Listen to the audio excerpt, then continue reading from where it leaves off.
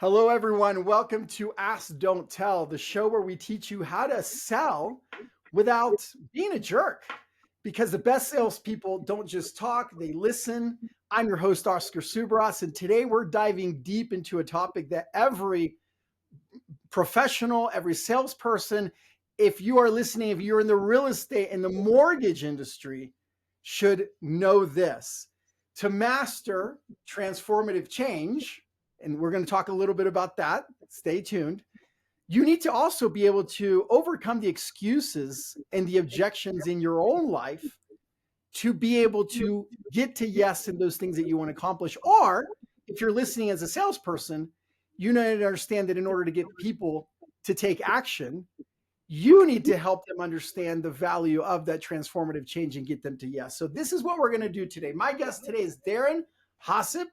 If I get that wrong, I'm going to give him a chance in a second to say that right. But he's a mortgage expert from Mortgage Scout, with years of experience in helping clients navigate complex financial situations. He's a coach. He believes in transformative change. And Deren is really known for his brokerage to really build value with his clients, to help them make those difficult decisions in a world with stress and confusion and a lot of stuff out there. So I don't want to say more about Deren because this is Ask, Don't Tell. So Deren, Mike, here goes my ask. Tell us what you want the audience to know about yourself. How did you get into what you're doing? Just a little brief introduction. Thanks, Oscar. So thank you for that kind intro. So my name is Deren Hasip. I am a principal broker and founder of Mortgage Scout. Got a couple of businesses. I also have a investment administration company. I'm also a professor. I wear many hats. So I came into the industry about a quarter century ago. So started off as a banker, but definitely with a forte for selling. Worked as an institutional mortgage specialist. I spent over a decade in management, getting to support people and helping them build their business. And about 10 years ago, decided to kind of just take all of what I know and put it into play and, practice ultimately what I preached. And that gave me an opportunity to try to go back into the business and pound pavement all over again, having not sold for 10 years. And fortunately, all of my theories weren't just theories. They were very practical methods in building a business. And literally in a matter of 18 months, I ended up replacing my executive income as a mortgage broker. And I've been able to kind of take and harness a lot of what I've learned, both as an individual who was a seller, as well as a coach and mentor in helping people scale their businesses to have sustainable business. Awesome. So really before this, before we started the show, we were chatting a little bit and I kind of asked you, what is it, what is that powerhouse? What is it, the one thing that because you're a business owner at the end of the day, you have a brokerage, but you also have other businesses, right? Right. And you came from a different path. And Right. then you shifted to now, not only as a successful business owner, but teaching others what you've learned. So that required a transformative change of how you were thinking, what you were pursuing. And so tell us a little bit about what you were telling me earlier about transformative change. I thought it was awesome. You mentioned 3 things. It was really good. I want an audience to hear about it. No worries. I mean, I think what people need to understand is that in order to be able to do in sales, any kind of sales, to influence a transaction, there's 3 fundamental factors that are going to be coming into play in someone making a decision. And that is, and it's really important to have this context, you need to be credible, you need to be trustworthy, and there's, the icing on the cake is likability. If you're a likable guy or gal, your probability is going to go up. Now, if you take that combination of credibility, trust, and likability and focus on building on that, your objective in anything you sell, I don't care if you're selling a widget, you're selling a financial service, trial. Before you can make money, people need to know you, know that you're credible. You need to be somewhat, be able to demonstrate your trustworthiness. And if you're likable, then your probability of getting tried is far more likely. And the importance of transformative change, and when we talk about context, especially with people who go into sales maybe as a second sort of a career, is you've got to take a look at your fundamental building blocks of what you brought to the table. But the most important thing to remember is the redefinition of yourself. Because what you did in your previous life may have some transferable skills, but you need to redefine who you are to these people in order to have that success. And that's really pivotal in being able to kind of have that success in whether this is going to be your first career or whether this is going to be your second career, is that you got to focus on those things to really be successful as a sales professional. Does that make sense? That makes awesome sense. And what I love with what you're saying is that, here you are. I mean, if I just kind of do some research on you, I go to, okay, Mortgage Scout, right? And I immediately put you in the box of, okay, well, he's in the mortgage industry. But what you just mentioned is literally, I mean, it's global to any industry, any salesperson in any sales job. Right. So how do you transfer, let's talk about your industry for a second. How do you Right. transfer that into becoming really one of the most successful, mortgage companies in your, in your industry? I think what people have to sort of divest themselves of are titles. Because the Hmm. problem with a title is this: it's in the context of what that person believes your title is, right? So if all I'm going to say to somebody is I'm a mortgage broker, Right. one person may define a mortgage broker as somebody who goes and finds solution when a bank can't put a deal together. Another person may define a mortgage broker as somebody who actually goes out there and does the active shopping for you. But the title doesn't define who you are. And this is where understanding of context when it comes to redefinition of self is so absolutely integral. So let me give you an example here. And it's fundamentally where, I'm working with in the redefinition of self, I branded it as selling your parents. I had a guy who came to me. This is his second career, wants to be a sales professional. So one of the first things we do is we do a deep dive in taking inventory of the people that he has in his network, personal, professional, education, alumni, things of that nature. And when I went through his database, one of the first things I asked him about was, where are your parents on this list? And he goes, well, why would I have my parents on this list? And I said, well, that's interesting. So why wouldn't you have your parents on this list? He's like, well, I just, my parents are older and they're mortgage free. I said, that's funny. So I said, you just let your title define your value, which is not true. And I said, understand you're in the infancy stages of building your business. So when you tell your parents that you are a mortgage broker, all they're going to think is, well, do I have that need?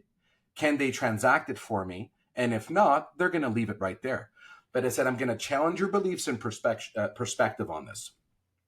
If you are building a business, you are looking for not only immediate opportunities to transact, because as a commission professional, that's how you get paid. But most importantly, in building a business, you need to establish a foundation. I said, your parents may be mortgage free today, but they transacted mortgages at some point. They have a network, they have people they know, they have realtors they know.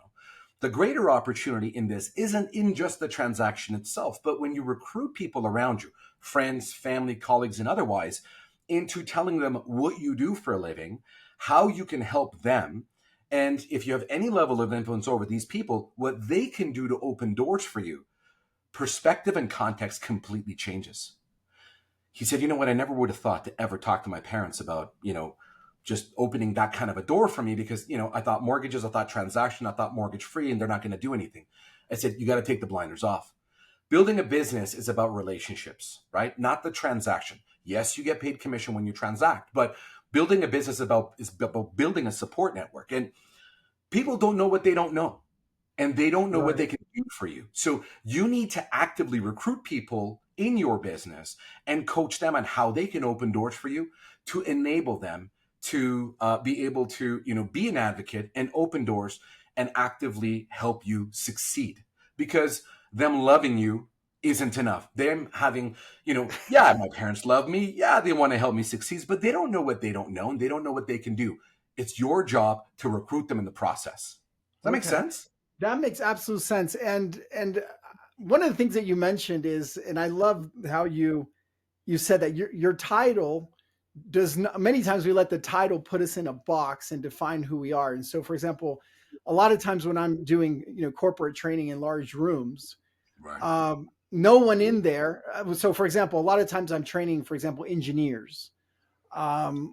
that have been put in sales roles or business development roles, and you probably get this all the time, is they don't see themselves as salespeople. Right.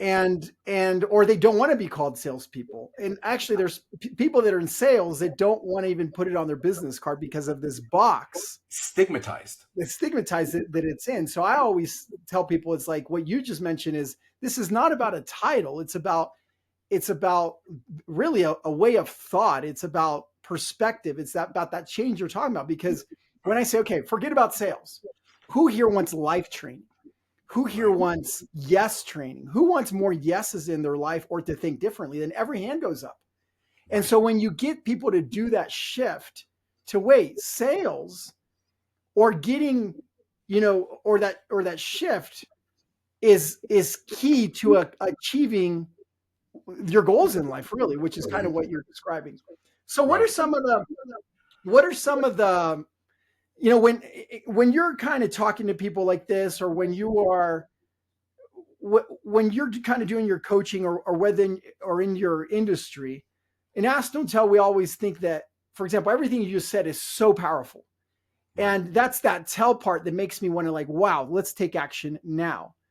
But how do you uncover, like, what are some of the questions that you like to ask that let you know where the other person stands, like where they are, what their thinking is, if they need help, if they don't need help, if they're willing to do the transformative change? Because some people, unless you uncover what's inside of them, and they might not want to hear what you just said. So how do you open the heart to get them to receive the message? This is a great message that you just give. What are one of those great questions that you love to ask? You know what? I think you need to challenge people's perspective and objectives. You know what they say, Mm-hmm. You got to define the win before you go in, right? So don't look for the opportunity in what you just did. You have to define what that opportunity is, what your objective is before you go into that transaction. I mean, you need to make sure, obviously, as you bring people into the selection process, that you've got people that are rightfully motivated. So, and I'll use this as an example. I had a guy that's on our team who's a top producer. Guy writes all kinds of widgets, all kinds of business. But the challenge was he just couldn't get reviews. And I said, hey, listen, you have to understand that I can't tell somebody that I'm really good at what I do. I mean, you could, but it's called being boastful. But it's weird because if Oscar says Deren's fantastic at what he does, and you could verbatim say exactly the same thing, if I say the same words, I'm being arrogant or braggart or boastful. But when you say it, it's validation. Why is that? Because trust is something that's not something that you can ask for. Trust is a byproduct of what other people have said or experienced. So you have to make the intangible tangible. So my objective and what I sort of said to him was, listen, I know you're really good at what you do, but it seems to me like your objective is the transaction and not the relationship. But I'm going to say this to you. Going into every interaction, instead of making the objective of the interaction the paycheck, if you made the customer satisfaction and the customer experience the objective, 5-star Google review was your priority in that transaction, your probability of conversion or converting lead or capitalizing your leads goes up, and your reputation management goes through the roof because you're changing your focus from the transaction to the relationship. And the core objective was not just winning the transaction, but having a great customer experience. And it's funny because he went from, and he's, he does a ton of business, and he was outsourcing that sort of reputation management piece to another company. And he just realized the problem is that I need to make what is intangible, the experience, tangible. And you can do that by focusing or shifting your focus from the transaction to the experience in the relationship. That redefines business. I love that. I love that. And, I'm always talking about how, when you're trying to push through, people don't like to be told what you do. What to do is what you just said. Like, no one wants to be told what to do from anyone. We like to make our own decisions or our own assessments. And so, one of the things I love to say is that when you are talking to a client, amateur salespeople many times just go on a rant about me, who I am, what I do. And that's the review that you're saying that I'm reviewing myself. And the other person, many times it's like, dude, like, be quiet. Stop giving me your resume. Right. Why are you pitching? Why are you selling to me? But what you gave him the power to do is to ask a different question next time that he's sitting in front of a client. Instead of trying to pitch, he can say, so what do you know about me?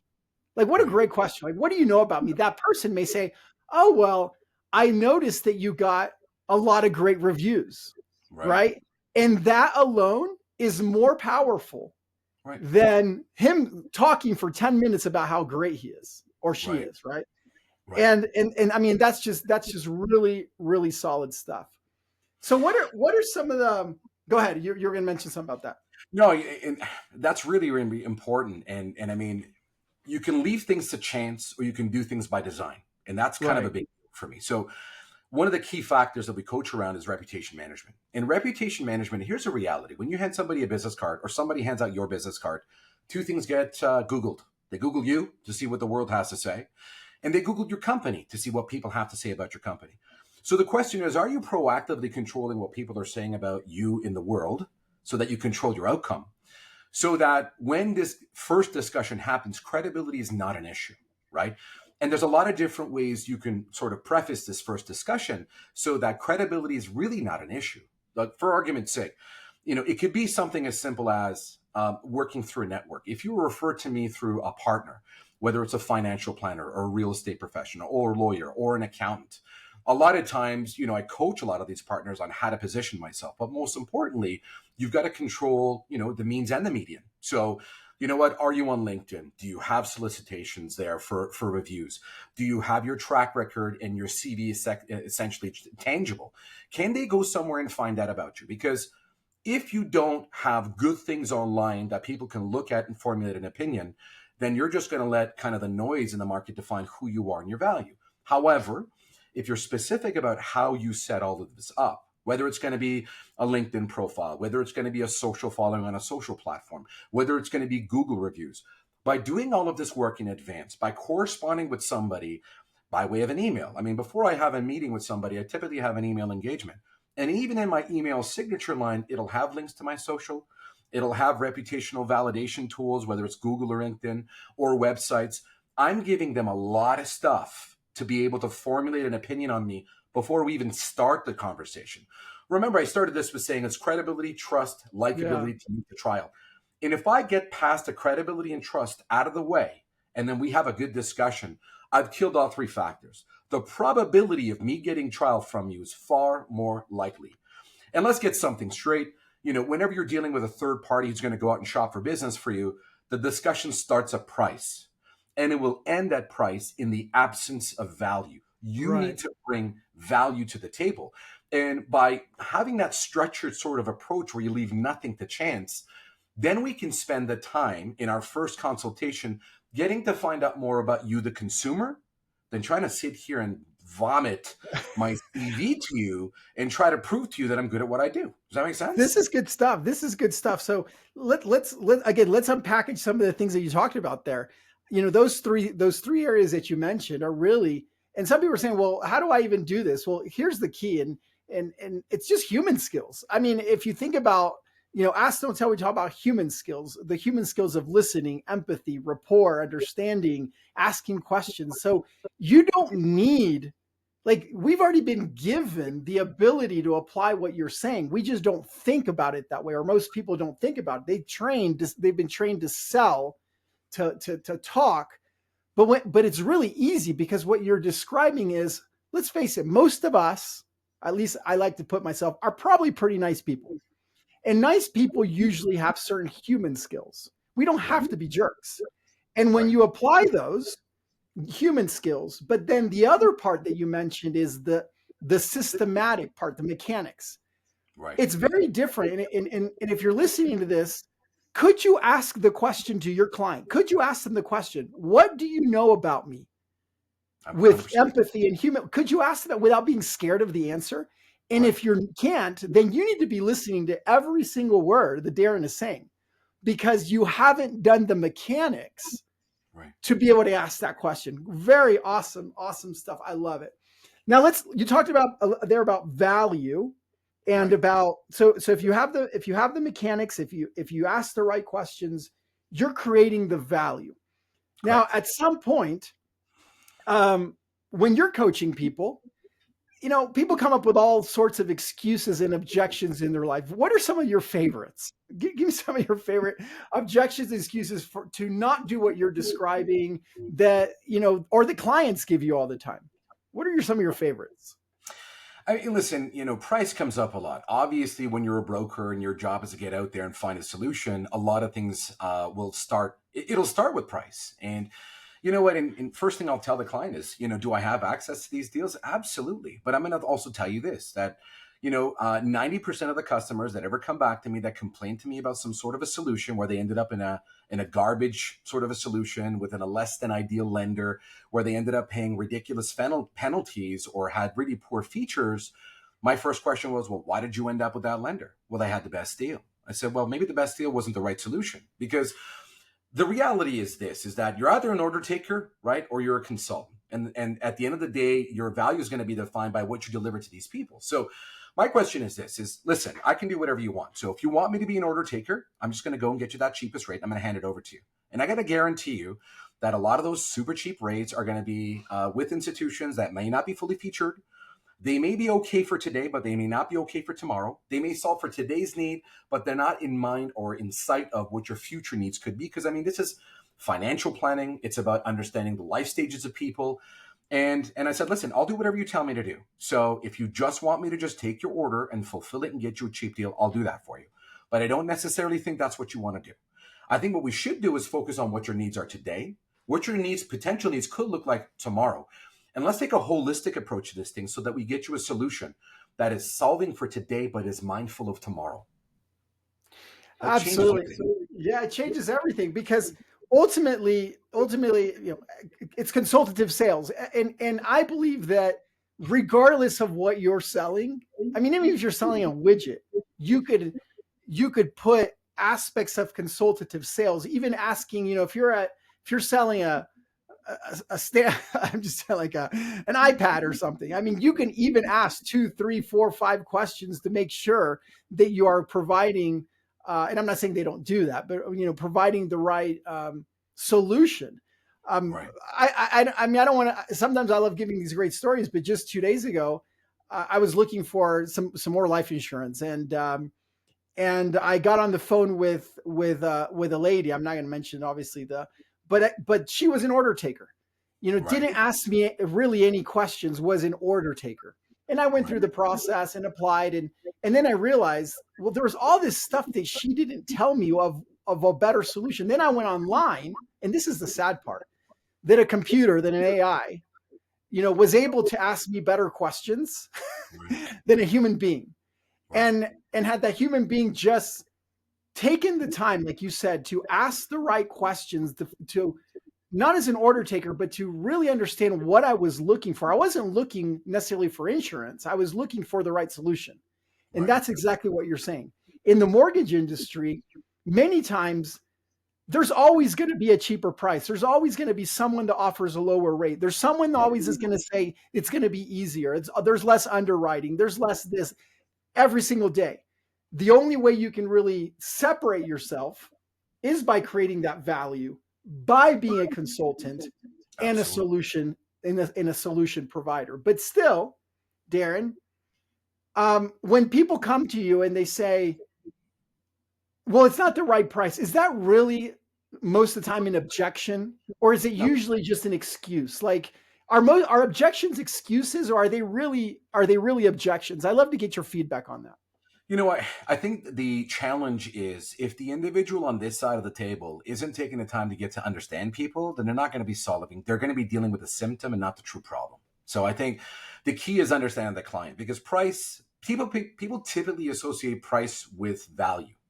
Mm-hmm. And the question is going to boil back down to, what's your core objective? Is your core objective that you want the lowest monthly payment, right? Is it that you're trying to reduce your overall cost of financing? Are you looking to pay your mortgage off faster? These are things people don't ask others, and they end up in really tricky situations. To your point, you could be given a product which could be a fantastic product, but if you don't understand the features of the product, you could end up in a really terrible situation. To give you an example, I had a conversation with a customer that came to us a couple months ago. They had worked with another institution. They took a product that was a variable rate product, and they borrowed the money at a time when money was really, really cheap. And this particular product was such that the payment got set based on the original rate amount, but the rates had gone through the roof through the pandemic. And what happens in that situation is because your payments aren't keeping up with the actual true cost of financing, you end up in a thing called negative amortization, where the life of the mortgage actually expands significantly. And so when the mortgage matured, they actually ended up owing more money than they actually had borrowed because their minimum payment they were making wasn't keeping pace with the true cost of financing. And I said, I'm really curious why you didn't use a convertibility feature. Client's like, what are you talking about? So, well, I know the institution you're with, and the product has a feature, and that feature allows for you to be able to take a variable, convert it to a fixed, stabilize your payment, hedge your risk, and better manage your budget so you don't end up in a situation where you owe more money than you borrowed, and you stay on track to actually get out of this mortgage. Well, the guy we were talking to didn't really tell us that. Said, I'm really sorry. You can go back to the guy you were talking to if you like and validate what I'm saying. But I used to work at that institution, so I know for a fact this could have been done. But this is a difference between an order taker and an advisor or consultant.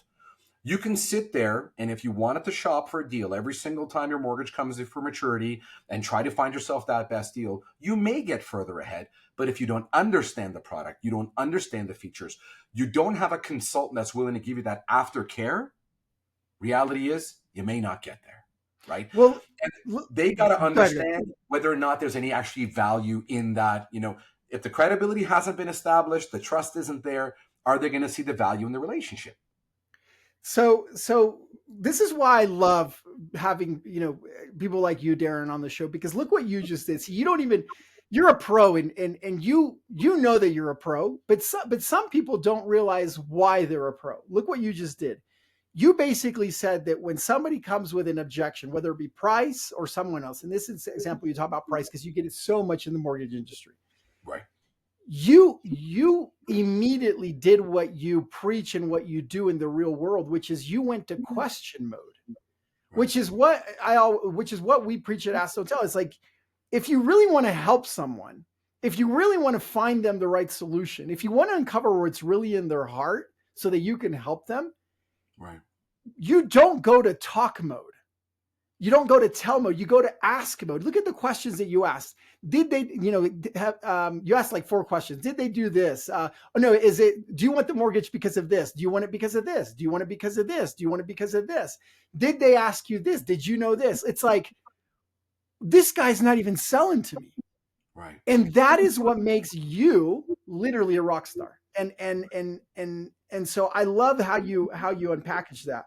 And then when you learned what they needed is when you told them the better solution. And then you still let them make the decision. Look, you can go back to them.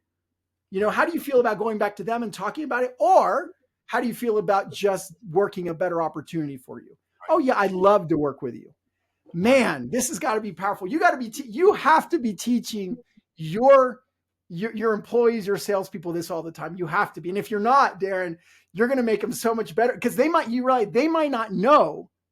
You seem like sometimes when we're really good at sales, we're empirical. We don't know why we're good at sales. Right. Your team, if they practice this, man, I think it just goes out the roof. You know what I find, and I hate the stigma with sales and being called a sales rep or a sales professional, because I believe selling happens when you convince someone to take something they didn't need. Right. If you build a business around need fulfillment, then it doesn't feel icky. It feels like you're actually taking care of people, like giving a shit about the people you're actually taking care of. I can't begin to tell you how many times I've done something for someone where my advice helped them save money where I didn't get paid. But they walked away going, you got to be kidding me. Like, you're going to do this and you're going to help me understand this and you're doing this for nothing. And my answer to them is this: listen, here's a reality. I'm in it for the relationships, not the transactions. Now, I'm not going to be naive here. And I'm going to let you know that, yes, I am commissioned, right? And yes, I do get paid when I transact. So, I mean, listen, I'm not Santa Claus. He's the only guy I know that can work for free and he's not real. So my ask for you is this: if you found value in what I've done for you, I would love for you to advocate for me. Right? Because I'm all about trying to get people to a better place. So if our discussion has resulted in you being in a better financial position, despite the fact that I wasn't compensated for what I did, I would love for you to spread the word. I would love for you to tell your friends, your family, your colleagues about who I am and how I work. Because here's a reality. I promise you, if you take that approach to business, You may not win every transaction, but you will build a sustainable business built on trust, Right. value, and ethics. And that stands the test of time. I'm confident that the people that you coach, that you're consultant, you're home salespeople, you're consultants. I mean, because it starts from the top. And if this is what you preach and what you practice, other people see that, right? For example, what you just mentioned is such a value. Sometimes, if you really believe that that sales or consultative sales or ask, don't tell, or whatever you want to call yourself is about helping people, then you actually care about people, and the best salespeople do that. So, what did you just say? Maybe the best solution after you've done proper discovery and connection and value, maybe the best solution is, hey, I'm not the guy or the girl for you. I'm not the Right. right solution for you. Right. Let me point you in the right direction. And that is going to bring you probably more business over the years than pushing a product in someone that just says, I just bought something. I just bought something. That's all I did. And you know what? And this is the failure of salespeople, right? And you said, what are some of the objections that you get? So let's talk about the salesperson's perspective. So I'm brand new to the business. I'm building a business. I have a transaction in front of me. They're doing the math already on how much commission they can make on the transaction when the sale's not even closed yet. And when that deal walks, they're sitting there licking their wounds, wondering what just happened, right? And I said, listen, change your focus. Change your focus to the relationship and not the transaction. Now, obviously, we have to work on your efficacy. You can't just let everybody walk out the door. So you do have to, you've got to keep practicing what you're preaching here. But my point is this: if you do right by people, people will do right by you. So if you make their need your fundamental concern, the client experience your objective in going into this, but more importantly, it's not just about defining that experience, but employing them in your business building. You can't just let them walk away after you've said, hey, you know what? I'm not the right person for you. I think you should go back to that bank and do this. And they come back to you and say, oh my God, I can't believe that you would just do this. Like, you would just honestly give me good advice that's impartial, that's not to your own financial benefit. But that's where you can't leave it just at that. I can afford to do this because I have the loyalty and trust of partners and customers that value what I bring to the table. Having said which, if there is value in this engagement and this discussion, and you sincerely believe that I am looking out for my customer's best interest, I would like you to be my raving fan. I would like you to advocate for me.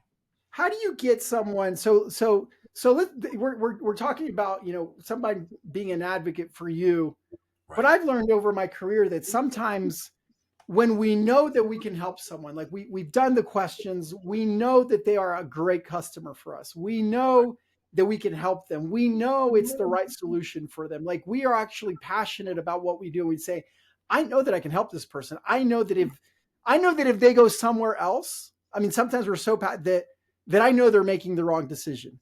Right. But that person gives you the objection of, let me think about it. Let me talk to my wife. Let me figure it out. This is not the right time, whatever, all the excuses in their life, which are just excuses.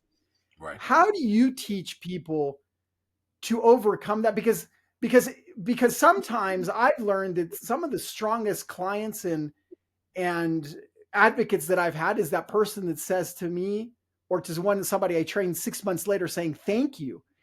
Thank you that you were able to help me overcome that objection. Thank you that you got me to yes. Thank you that I did, because if you hadn't done that, Right. I wouldn't have done this, and I wouldn't be where I am. So what could you tell us? How could you coach us in just a couple minutes that we have left? How do you help people overcome those objections and their excuses in their life so they actually say yes to something that is going to impact their lives? I think, financial literacy is a factor. Mm-hmm. I mean, if you're in financial products, you need to make sure that the basis in which you're formulating your advice has to be shared. It's not enough to be right about the solution. I may have the right solution. It may be the best solution. But if that client opts to go somewhere else, the question is, did I involve them in the decision-making process so that they actually understood the why behind my product or my solution is actually the best solution for them? Because it doesn't matter if you're right. It doesn't matter what you know. If they're not involved in the process, if they don't go through that sort of exploratory process with you where you deconstruct the need, you identify what it is specific to them and their life stage and their financial circumstances, what matters to them. Because here's the thing, value isn't defined by you. It's perceived by them. You could be the greatest guy in the world. If their perception is not the same, it doesn't matter. They're right. So I would say to you, if you're in a position where you've done this and you do have the best solution, and the client goes to another solution or whatever, there's either an extenuating circumstance or there's a failure on your part to involve them in the process to truly understand the why behind the recommendation and how that's going to make them better. Does that make sense? Darren, I can't. I mean, you literally led me into this, so I apologize. Like, you literally led me into this. You know exactly what you're doing, and sometimes what I do in Ask Don't Tell is I just teach people the fundamentals of what rock stars like you do, and break it up in a way that it's like, wow, I can apply this today. Right. And so what you just described is really if you ever read Closing Intelligence or listen to Ask Don't Tell, I grew through the 4 whys. Yeah. And those 4 whys are what you said, the perspective of the client, not your perspective. Right. And this is why I know you're a pro. The perspective of the client towards whatever is your, they have to know why they need help. They have to know why your solution can help them. They have to know why you or your company are the right solution for them. And they need to know why today. And unless in their perspective, through questioning and through involving them in the process, as you just said, they understand this. Right. If they have those 4 whys, they're going to say, what's the next step? If they don't, they're going to say exactly what you just said. You know what? Let me think about it. But that let me think about it just is simply, I don't have enough information, or there's a why that in my head has not been uncovered. Exactly. I'm going to let you complete that for me. And then we're going to end the show. What would you say to that? You're absolutely right. I mean, at the end of the day, I mean, consultative selling is about understanding, mutual understanding. And if you spend, and this is part of the process where I talk to, my guys about, listen, if my engagement with my customer is order taking, where I'm sitting there asking their date of birth and I'm asking, what kids they have and where do you work and what's your income, there is no value in that interaction. You are an order taker. Do me a favor, be smart about how you do things. Send them an application to fill out. Send them to an automated ingestion platform where they can fill all that stuff in. The value, if you're truly good at what you do, the value is in the interaction. So I would rather focus on the assessment of the facts behind the scenes, where I assess the client and their circumstances. I set reasonable expectations. My credibility and my trustworthiness has been addressed up front. And the discussion is engaging in a sense that, you've got a good flair for who I am, where I come from, why I'm doing things. Then this engagement, this interaction between me and you ends up being far more valuable. And so time and time again, I just tell them, listen, if I catch you doing an application on the phone with somebody, when you're asking them their date of birth and how long they've been employed and what their asset breakdown, that is not good use of your time. It is the only thing that limits you in life. If you want your engagements to be quality, then make them quality engagements and take the things that don't define your value and automate them or build systems around them, because that's what's going to make you better and more efficient and a hell of a lot more successful.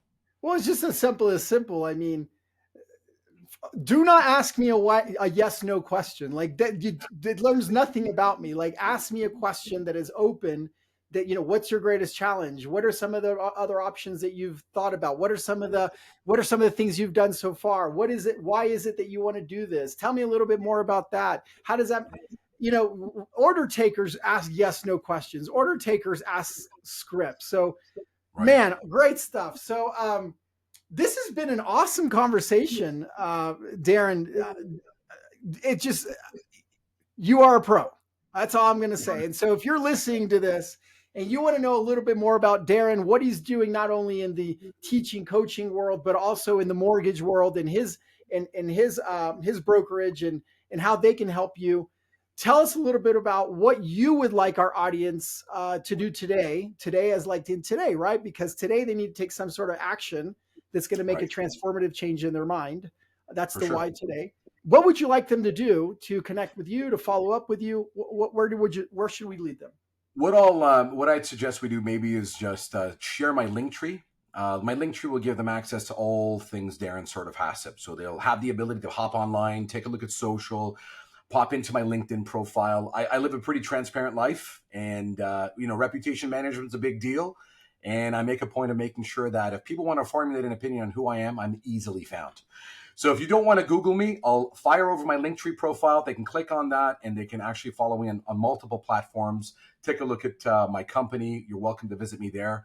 And if you have any questions or concerns, dial into me. Happy to help out and okay, be part of your change. do you want to? Is there a specific website or an email or a phone number you want to take them to, or just kind of look you up? You know what? I was gonna say I could, and here's what they can do. Because there might be a lot of listeners in here that don't really know what Linktree is.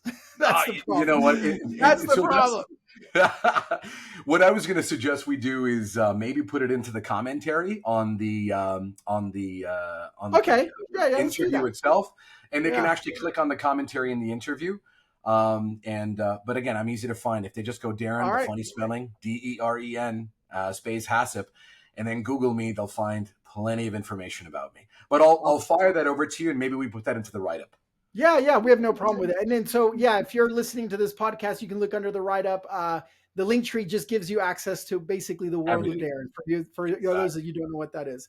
All right. So if today's episode made you rethink some of the questions that you're asking, how you're creating value, how you're connecting with your clients, are you pitching, are you selling, are you an order taker, are you a consultant, are you involving your clients in the process? It really is, Deren, about, be smarter, sell smarter, consultative smarter. And with human skills, you don't have to be a jerk. So, Deren, thank you for bringing your expertise to the show. If you want to know more about Deren, please connect with him. I mean, this was just the surface. He has so much, probably one of my favorite guests. He has so much value in his head. And so I'd love to have you on the show again, because there's a lot there that I still want to unpack, and we could have many more conversations. As far as me, invite. Yeah, we'll see you next time in Ask Don't Tell. You can check me out at closingintelligence.com, oscarsubras.com, or pick up a copy of Closing Intelligence from Amazon. Have an awesome day. Deren, stay on the line, and so we can chat a little bit. Bye-bye, everyone. Thank you.